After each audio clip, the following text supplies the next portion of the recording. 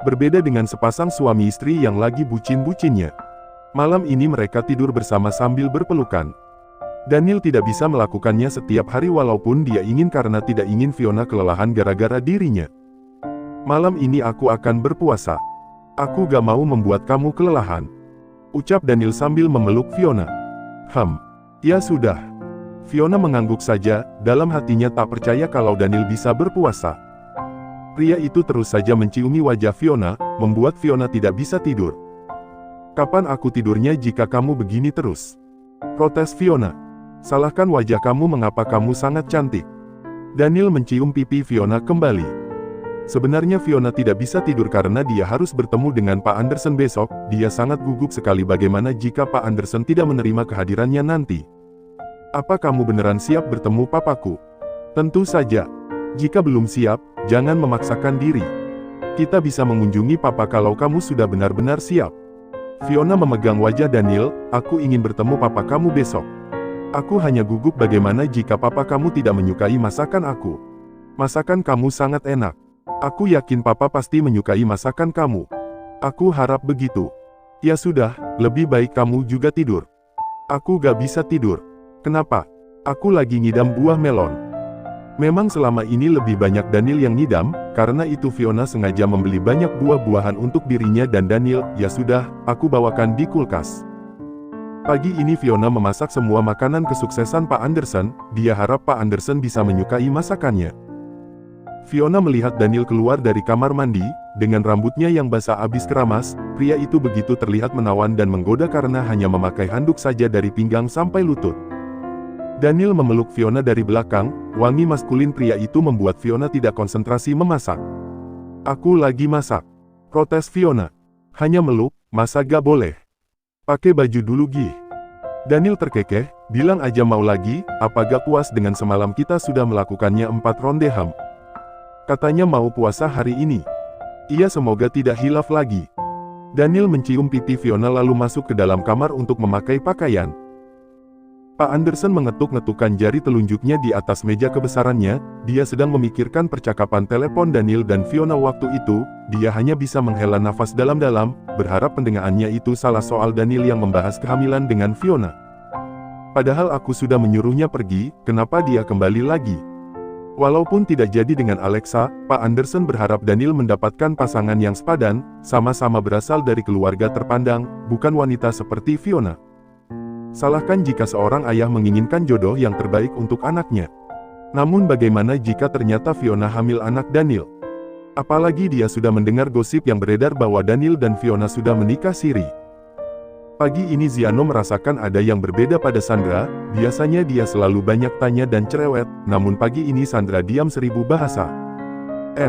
Masakan kamu enak. Tidak seperti biasanya, Ziano memulai pembicaraan sambil memperhatikan Sandra yang sedang makan. Oh iya, makasih Mr. Z. Jawab Sandra dengan nada datar. Ziano nampak kebingungan, dia harus bicara apa lagi. Tapi dia rasa dia tidak berbuat sesuatu yang membuat Sandra marah. Dia memang tidak mengerti dengan sifat wanita itu. Bahkan saat dia mengantar Sandra ke laundry, Sandra tidak berbicara sepatah kata pun. Sesekali Ziano melirik ke arah Sandra, wanita itu tidak seperti biasanya, mengapa dia jadi mendadak diam? Makasih tumpangannya. Hanya itu yang Sandra ucapkan pada Ziano sebelum turun dari mobil. Wanita memang sulit untuk dimengerti, Ziano hanya bisa menatap Sandra yang masuk ke dalam laundryku. Ada apa dengan dia? Tapi Ziano tidak mau ambil pusing. Apalagi hari ini dia juga mau bekerja. Di laundryku, terdapat 2 orang wanita yang melamun dengan pemikiran masing-masing. Fiona yang merasa deg-degan karena hari ini dia akan bertemu dengan mertuanya. Dan Sandra yang merasa dia mungkin tidak ada artinya di mata suaminya, sakit jika mengingat pembicaraan mereka. Tentu saja, mereka saling curhat. Aku juga memang ngeri saat melihat Pak Anderson, tapi siapa tahu kan dia tiba-tiba lulu sama kamu. Sandra mencoba menjadi pendengar yang baik untuk sahabatnya itu. Tapi aku benar-benar deg-degan San. Makanya semalam aku susah tidur. Tapi gak mungkin kan aku bicara sama Daniel, bagaimanapun juga Daniel adalah anaknya. Fiona memegang dadanya yang terus berdebar-debar. Apapun yang terjadi nanti, aku harap kamu jangan menyerah. Anak kamu butuh ayahnya, dan Daniel sangat mencintai kamu. Iya San. Tapi ya sudah, sekarang aku ingin bahas masalah kamu itu, jadi orang yang kemarin ke laundry itu masa lalunya asisten Z. Iya Vi, aku mendengarnya dengan jelas, saat itu aku pikir tamunya kamu atau siapa, makanya aku ingin ikut menemui tamunya, rupanya wanita yang bernama Melinda itu datang menemui Mr. Z. Bagaimanapun juga itu semua masa lalu, kalau dari cara lihat Ziano menatap kamu, aku merasa dia mencintai kamu San. Sandra terkekeh, kayaknya gak mungkin dia cinta sama aku. Aku ini bukan tipenya, dia sendiri yang mengatakan itu. Pembicaraan mereka terhenti ketika melihat ada Melinda datang sendirian untuk membawa pakaiannya. Saya mau membawa pakaian saya, ucap Melinda. Oh iya, tunggu sebentar. Fiona segera membawa pakaian Melinda yang sudah dicuci dan disetrika begitu rapi dan wangi. Dia memberikannya pada Melinda. Sementara Sandra memilih diam, dia memilih pura-pura sibuk dengan laptop di depannya. Setelah membayar harganya, Melinda mengurungkan niatnya untuk pergi. Dia menatap Sandra. Bisa kita bicara? Sandra yang merasa sedang diajak bicara oleh Melinda, dia langsung menatap ke arah wanita itu. Sandra memilih bicara dengan Melinda di kafe yang tidak jauh dengan laundryku. Semalam tanpa sengaja Melinda melihat foto pernikahan Ziano dan Sandra di dinding ruang tengah karena Ziano saat berbicara dengan Melinda, Ziano membuka pintunya. Makanya Sandra bisa melihat sekilas wajah Melinda. Aku tidak menyangka ternyata kamu ini istrinya Ziano, ucap Melinda sambil memperhatikan penampilan Sandra. Dia tidak mengerti mengapa Ziano bisa menikahi wanita seperti Sandra. Oh iya, memangnya kenapa? Aku sangat tahu sekali tentang Ziano, yang orang tidak tahu sama sekali, tapi aku tahu semuanya tentang dia. Kami dulu begitu dekat, dan sebenarnya kami saling mencintai. Melinda mengatakannya dengan sikap yang elegannya, sama sekali tidak merasa bersalah. Sandra terdiam menatap wanita itu. Aku pernah menikah tanpa cinta, aku tahu rasanya bagaimana. Aku tidak ingin Ziano merasakan penderitaan yang sama dengan aku, karena itu aku rasa tidak ada salahnya jika kalian saling melepaskan. Sandra hanya diam, dia ingin mentertawakan dirinya sendiri. Jika Ziano tidak memiliki perasaan padanya dan terpaksa menikah dengannya, mengapa semalam Ziano meminta haknya padanya? Bukannya Ziano orang yang selalu berpikir dahulu sebelum bertindak. Dia juga tidak bisa membaca dengan sikap pria itu. Ziano, orangnya terlalu baik. Aku yakin dia gak mungkin tega meninggalkan kamu kecuali kamu yang mengalah. Aku yakin kamu juga gak akan bahagia menikah dengan orang yang sama sekali tidak mencintai kamu. Ini demi kebaikan kalian berdua. Daniel dan Fiona bekerja hanya sampai siang saja. Karena hari ini mereka ingin bertemu dengan Pak Anderson di mansion. Saat itu suasana begitu menegangkan, tapi Fiona berusaha untuk bersikap ramah pada ayah mertuanya itu. Fiona meletakkan banyak makanan yang sengaja dia masak di atas meja, bahkan dia membuat kue basah juga. Ini semua adalah masakan aku, semoga Papa menyukainya, ucap Fiona dengan nada gugup. Pak Anderson merasa Fiona lancang sekali memanggilnya Papa, tapi dia tidak mungkin marah pada Fiona di depan Daniel. Ayo dimakan Pak. Daniel mencoba membujuk papanya untuk memakan masakan istrinya. Masakan Fiona begitu menggoda, apalagi saat Pak Anderson mencium semua aroma masakan Fiona, membuat perutnya mendadak jadi lapar. Tapi dia gengsi untuk memakannya. Sialnya makanan itu seperti sedang menari-menari di atas meja menggoda dirinya. Daniel mencoba jadi orang yang pertama memulai makan. Wah, masakannya enak sekali. Daniel memuji masakan istrinya. Kalau Papa gak mau, biar aku yang habiskan. Pak Anderson terpaksa mencicipinya. Baiklah, aku mencobanya sedikit. Begitu Pak Anderson memasukkan salah satu makanan itu ke dalam mulutnya, Pak Anderson matanya membulat, begitu merasakan masakan Fiona sangat enak. Tapi dia gengsi untuk memakannya lagi. Apa Papa menyukai masakan aku? Kalau Papa menyukainya, aku akan mengantarkan makanan tiap hari untuk Papa, ucap Fiona. Dia harap Pak Anderson menyukai masakannya. Tidak perlu, ini sudah cukup. Saya tidak ingin memakannya lagi. Pak Anderson pura-pura tidak berselera makan, dia segera mengambil air minum dan meneguknya. Daniel memegang tangan Fiona, untuk menguatkannya, dia tidak akan membiarkan papanya menghina Fiona. Tapi karena Fiona yang meminta Daniel untuk tidak melawan Pak Anderson, Daniel mencoba diam, dia tidak boleh terpancing emosi yang malah membuat memperumit hubungannya bersama Fiona. Kami sudah menikah, kami menikah secara siri. Karena itu aku ingin Papa merestui kami, aku ingin kami menikah secara resmi, ucap Daniel dengan sungguh-sungguh. Fiona sedikit menundukkan kepala, dia tidak sanggup melihat Pak Anderson yang menatap tajam padanya. Fiona sedang hamil anakku, Pak. Kami akan segera memiliki anak, cucu Papa. Karena itu izinkan kami hidup bahagia. Cucu. Ada sedikit getaran di hati Pak Anderson saat bilang bahwa dirinya akan memiliki seorang cucu. Tapi mengapa harus wanita ini? Pak Anderson menunjuk Fiona. Padahal wanita banyak, kamu bisa. Karena Fiona adalah wanita yang satu-satunya aku cinta, aku mencintainya dari dulu. Hanya dia kebahagiaan aku. Fiona merasa tersentuh sekali mendengar jawaban dari Daniel. Ohok, ohok. Pak Anderson terbatuk-batuk, dia menutup mulutnya dengan sapu tangan. Dia melihat ada sedikit darah di sapu tangannya. Dia tidak ingin Daniel tahu, Pak Anderson melipat sapu tangan itu dan memasukkannya kembali ke saku celana. Apa sudah diperiksa ke dokter lagi? Biar abis dari ini Daniel antar ke dokter. Tidak perlu, Papa baik-baik saja. Padahal kata dokter penyakit Pak Anderson makin tambah parah, dan memvonis usianya tidak akan lama lagi. Pak Anderson menatap Fiona dengan tatapan tajam, apa alasan kamu mencintai anakku? Fiona nampak tegang ditanya seperti itu, tadi dia ingin menjawabnya sesuai kata hatinya, aku tidak memiliki alasan sama sekali mengapa bisa mencintai Daniel. Karena perasaan ini tumbuh begitu saja tanpa memiliki sebuah alasan. Yang pasti aku mencintai Daniel dari dulu. Bagaimana kalau aku tidak akan memberikan warisan pada Daniel, kalian hidup miskin, apa kamu akan tetap mencintainya? Tentu saja, aku akan tetap mencintai Daniel dan setia menemaninya.